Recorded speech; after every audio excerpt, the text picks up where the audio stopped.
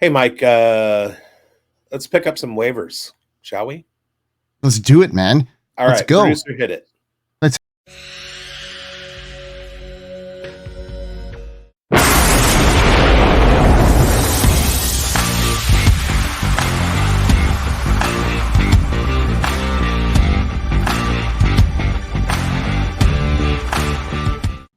Welcome to the Fantasy Forecast with the Grindberg and Biggs Waiver Wire Show. Pew, pew, pew, pew, pew, pew, pew. Bow, bow, bow, bow, bow. Let's take it down. Let's take it down. As an official old, today was a not great day when it comes to being a sports fan. And two people that were part of my formative years as a sports fan passed away today. And that happens. The older you get, the more people start leaving. And Dikembe Mutombo, passed away today at 58 years old from brain cancer. And Pete Rose, one of my early childhood heroes, baseball player, passed away at the age of 83. He had a lifetime ban from Major League Baseball for gambling. So now he can finally get into the Hall of Fame, which he deserved because he's the all-time leader in hits. And what is the one thing that you need to do as a hitter in baseball? Get hits. And he did it more than anybody else. But I want to say rest in peace to Dikembe. No. And to Pete Rose. I remember the day he broke the hit record. I was over at Tim Lowry's house. They were playing the San Diego Padres. We were playing in television, so that's how old I am, and I can remember the taste of the candy that we were eating that day. It's weird the way that memories become visceral, and you can remember things like that. The feel of the couch, the feel of the Intellivision controller, and the pushing of the buttons. Watching. I remember that day. I found his sister's records were in the living room, and I was looking at the Go-Go's Beauty and the Beat record cover. And that's to this day one of my all-time favorite records. So rest in peace, Pete Rose and Dikembe. Yeah. Let's wave.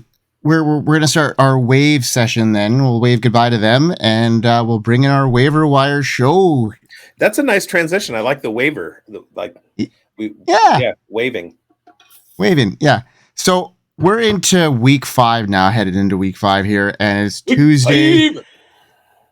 We've got some important waiver wire adds this week there, Biggs, because, this is a pivotal week. We've seen a quarter of the season go by here, and now we're in a pivotal stage, especially if you're 1-3 or 0-4 or 2-2. I mean, a lot of us, let's make some moves, and this is the week to do it. So let's get it started with our waiver wire show here, boys and girls. Let's go. Okay. Shall I go first? You want me to go first? I mean, it literally says Grindberg introduces the QB / waiver section. Let's go. All right. So how about you?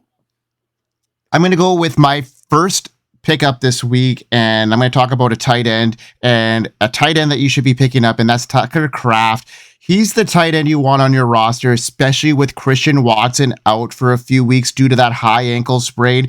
Rostered in just 4.5% of leagues, Kraft is poised to become a key target in the Packers offense, making him a must-add as we head into week 5 and week 4. Kraft had a solid performance with 6 catches, 53 yards, and a touchdown. For the season, he was targeted a whopping 9 times, which shows he's becoming one of Jordan Love's go-to options. With Watson sidelined, Kraft's target share is likely to stay or increase even more. You can't overlook this tight end getting that kind of volume, especially in a position that is inconsistent as we've seen this year. What's more, Kraft is seeing more snaps than Luke Musgrave, which is crucial for tight ends production. He's averaging nearly 7 targets per game recently, indicating he's stepping into a larger role. Looking ahead, he's matched up against the Rams this week, a defense that struggled against the tight end this season. This is a prime opportunity to capitalize on Kraft now before he delivers even more solid fantasy performances. If you need tight end help, which we all potentially do, adding Tucker Kraft could give you the lineup boost you need. Biggs, who do you got? I'm fine. I don't need tight ends. What's funny is that in one of my leagues, I had to get Skylar Thompson. It's a super flex league, and Skylar Thompson was out, and I was like, no, I don't want to take Skylar Thompson out, and because I have no other quarterbacks. But you know who I put in the super flex spot? Cade Otton, who scored 18 points, which is more than Skylar Thompson would have, and I won. And then another one, I had Skylar Thompson. I took him out. I didn't have anybody to put in the quarterback position because I had one of my waiver targets that I'm about to talk about in the other super flex spot, and I forgot to make the transition. I won anyway. All right. Let's talk about quarterbacks. You guys, you were told to pick up Andy Dalton. And guess what? He's still available in 86% of leagues. Or no, sorry, over 90% of leagues. What are you doing? Go to the waiver wire. Grab Andy Dalton. You missed out on his 24 points last week or yesterday, Sunday, 2 days ago, whenever time is non-existent. It's a human construct. But the other guy, you know, we talk about guys like Tua, Jared Goff, previously Kirk Cousins, Joe Burrow. You know what they all have in common? They're attached to the hip to one of the leading wide receivers out there. Well, guess who's attached to Malik Neighbors? Daniel Jones. Why is Daniel Jones available in 86% of leagues, you guys? Go get him. Go get him. What are we doing here? All right. I love it. Let's talk about some wide receivers. Yeah, let's go. My wide receiver ad, and I love it. I love it. I love it. And it is wide receiver that you definitely want to consider adding as we head into week 5. He's rostered in only 9% of leagues. He showed his potential. I'm talking about another Packer offensive player in that nail-biting loss against the Vikings. Wicks, Dontayvion Wicks led the team with 13 targets, catching 5 of them for 78 yards. He found the end zone twice. This kind of involvement is hard to ignore, especially in a position that consistency is the key. We talked about Christian Watson suffering that high ankle sprain. Well, Wicks is poised to take even more of a larger role in this offense. Despite a less than stellar efficiency, Wicks is generating buzz due to impressive metrics. His 23% targets per route run, 2.3 yards per route run, indicates that he can create separation and get open. With the average draft position of 161. He was one of the cheapest options among the Packers receivers, and he's about to pay off dividends. Looking ahead in week 5, he will face that vulnerable Rams secondary. I'm expecting him to play another key factor, and with Watson out, I find him as a top 30 receiver moving forward if Watson is out long term here, and it's looking like 2 to 4 weeks. Don't be a cheesehead. Add Wicks to your lineup before he melts away into fantasy stardom. Let's go. Especially if you're dealing with Rashee Rice this week. Dontayvion Wicks should be your 100% waiver add. Do go, like, typically we say nuts. 30% fab, go 40 on Dontayvion Wicks, because the industry knows who he is. They've just been waiting, and this was his time. Yeah, he's gonna go way over than what most people are gonna be bidding on him, because it's just the recognition now. Okay, Biggs, get into your next one. So this might surprise you, Greinberg, but I cheated. All right. I cheated because I want to talk about more than one person at the wide receiver position. The first one that I'm going to talk about is Ladd McConkey. Now, this is the ad priority, the waiver priority is Ladd McConkey. If he's available in your leagues, go get him. And here's why. Over the last 4 weeks, the first 4 weeks of his career, his target share has increased, but his yardage has increased 39-26. Yeah, I know that. Don't fact check me. It went down, but 39-26 in his first 2 games, 44 in his third game, 67 in his fourth game. Justin Herbert is developing his relationship with Ladd McConkey.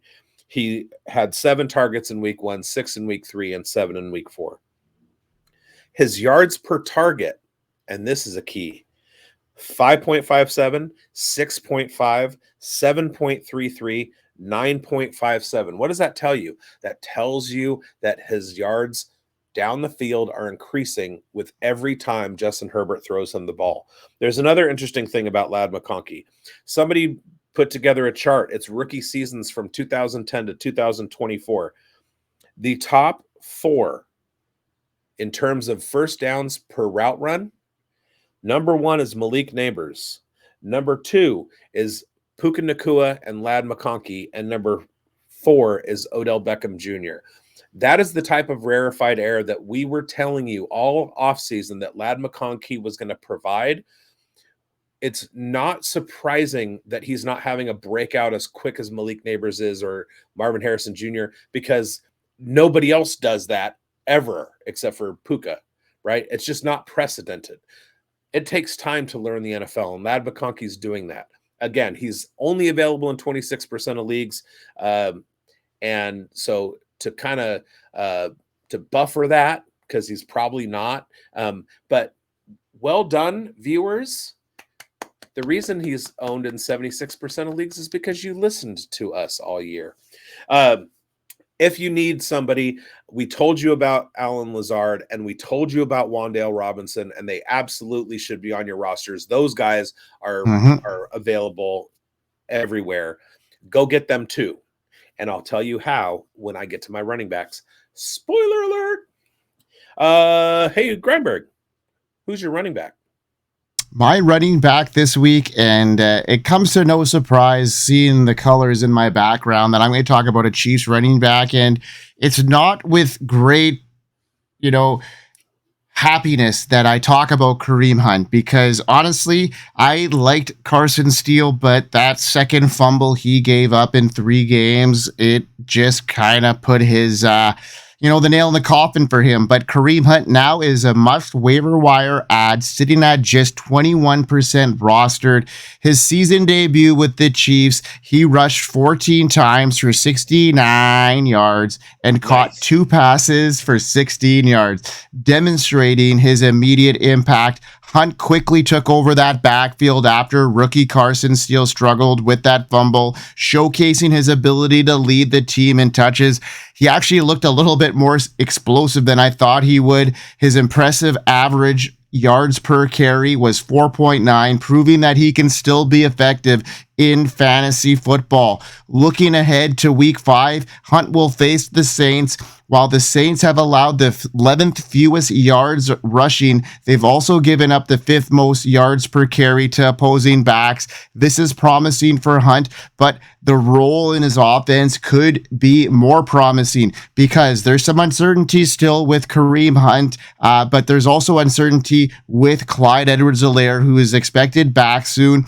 But his recent performance and struggles with mental health could be a deterrent, and Hunt has proven that he could be a reliable source in this offense right now. So we'll see what happens, but he's worth a stab in a position that is, been banged up. And I think Kareem Hunt could pull off a comeback here if he's in the right situation. And I think he is with the Chiefs.